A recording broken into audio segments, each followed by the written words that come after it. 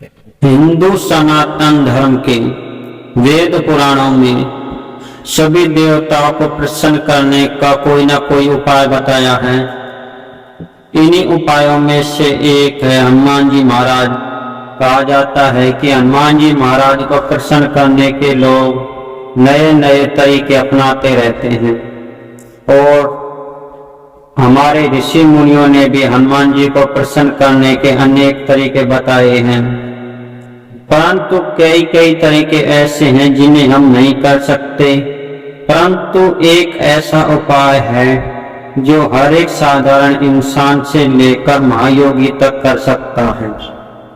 इन्हीं उपायों में से है कि हनुमान जी को किसी के भोग की, प्रसाद की या किसी की धन वैभव की आवश्यकता नहीं है। हनुमान जी को प्रसन्न करने के लिए सिर्फ हमें एक ही उपाय है। यह उपाय तुलसीदास ने स्वयं हनुमान चालीसा में बताया है। कहा जाता है कि हनुमान जी को प्रसन्न करने के लिए सिर्फ हमें रामचरित सुनबे को रसिया, कि हनुमान जी तो सिर्फ राम गुण गान और उनके चरित्र सुनकर ही खुश हो जाते हैं।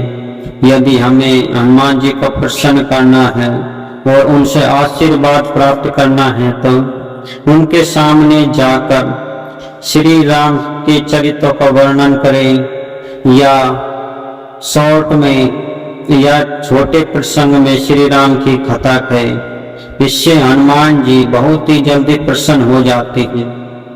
हम चाहे कितना भी यज्ञ तप ध्यान योग कितना ही कर ले, परंतु हनुमान जी प्रसन्न नहीं होंगे।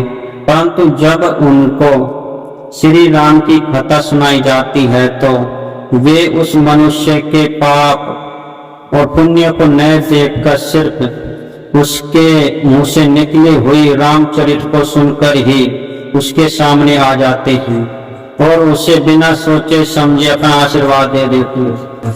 क्योंकि हनुमान जी सब कुछ कर सकते हैं, परंतु जब हनुमान जी को रामचरित सुनाया जाता है तो वे अपनी शुद्ध बुद्ध भूल कर उसके पास आ जाते हैं और उसे मनमांचित फल देते हैं।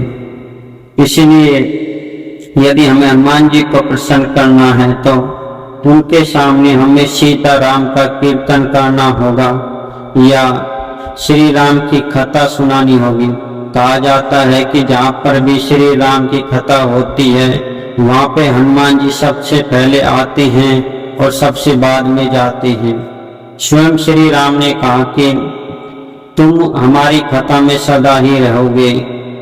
इसलिए ही हनुमान जी श्री राम की जहाँ पर भी कथा होती है या उनके चरित्र का वर्णन होता है वहाँ पे हनुमान जी बिना बुलाए पहुँच जाते हैं। इसलिए हमें किसी उपाय को न कर सिर्फ श्री राम का नाम ही जाप करता रहना है, जिससे हनुमान जी हम पर इतनी जल्दी प्रसन्न हो जाएंगे और हमें ऐसा आशीर्वाद देंगे जिसकी आपने कल्पना भी नहीं की होगी। इसलिए हनुमान जी को प्रसन्न करने के लिए निरंतर श्री राम नाम का जाप करते रहिए।